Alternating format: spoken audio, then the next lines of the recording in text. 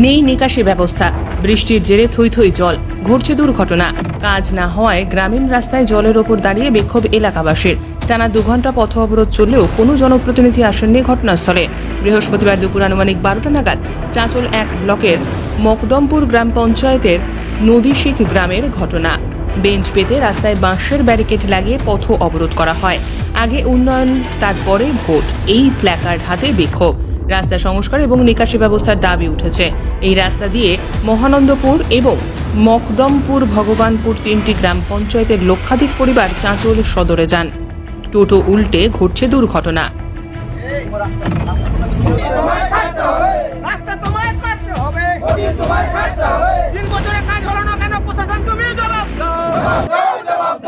আমাদের এখানকার দাবি, আমরা সবাই মকদমপুর অঞ্চলে আন্ডারে পড়ি, চাঁচল 1 নম্বর ব্লক।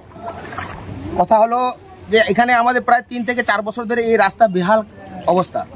প্রতিদিনই 25 থেকে 30 হাজার মানুষ যাওয়া আসা করে। তারপরে অনেক মানুষ গর্তে পড়ে যায়। 2 সাইডে 2টো পিএইচির গর্ত করানো আছে, গর্ত করে পুরো সংস্কার করে না। রাস্তা জল নিকাশির কোনো ব্যবস্থা নাই। অনেক আন্দোলন করে আমরা পঞ্চায়েত থেকে একটা অ্যাপ্লিকেশন জমা করেছিলাম, এই যে তার প্রমাণ আমরা রিসিভ করে নিয়েছি। এই রিসিভটা হচ্ছে 30/5/2025 মে মাসে আমরা অ্যাপ্লিকেশন করেছিলাম। কি সমস্যা হচ্ছে? আমাদের সমস্যা জল, মানুষ যাওয়া আসা করতে পারছে না, জলের নিকাশে আমরা ব্যবস্থা করি। এখনো প্রচুর খারাপ, বর্তমানে জলের রাস্তা অবস্থা খুবই খারাপ। আমরা তাই পথ অবরোধ করছি। হ্যাঁ, প্রচুর মানুষ যাওয়া আসা করতে পারছে না, প্রচুর জল জমে আছে। ড্রেন নেই, কোনো ড্রেন নেই, নিকাশি কোনো ব্যবস্থা নেই। আচ্ছা, আপনারা তো পঞ্চায়েত প্রধানকে জানিয়েছিলেন, জেলা পরিষদকেও জানিয়েছেন? হ্যাঁ, অবশ্যই। কোনো কাজ হয়েছে এখন? না, কোনো কাজ হয়নি, আমাদের কোনো পাত্তা দেয় না। আচ্ছা, চলছে এই অবস্থার জন্য। হ্যাঁ, দোকানপাটে খুবই অসুবিধা হয়, রাস্তায় মানুষের যাওয়া আসা খুবই অসুবিধা হয়।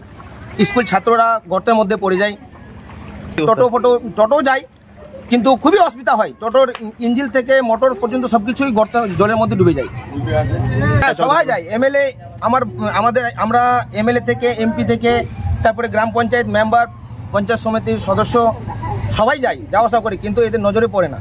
কি চাইছেন এখন? আমরা চাইছি যতক্ষণ পর্যন্ত আমাদের এই পুনঃসংস্কারের কাজ না হয় বা জল নিকাশি ব্যবস্থা না করা হয়, আমরা ততক্ষণই পথ অবরোধ করবো। আপনার নাম? আমার নাম মুস্তাফিজুর রহমান ওরফে মতি, পঞ্চায়েত সমিতির মেম্বার, প্রধান আর জেলা পরিষদ সভাপতি, সবাই যায় এই রাস্তা। তবু এই অবস্থা, ওরা দেখতে পাচ্ছে যে জল জমছে, গর্ত হয়ে যাচ্ছে, রাস্তাঘাট খারাপ, তবু কোনো ভুটুপ করছে না। অবস্থা ওরা বাচ্চারা সাইকেলে পড়ে যায়, বেগ বই তো সব ভিজে যায়, কাপড় চোপড়। বর্তমানে কি অবস্থা হয়েছে? এখন তো অবস্থা খুব খারাপ আছে। কি সমস্যা হয়েছে এখন? কি জল জমে আছে, আর দুপাশে গর্ত, পানি সব ছেলেগুলো পড়ে যায়, স্কুলের ছাত্রগুলো।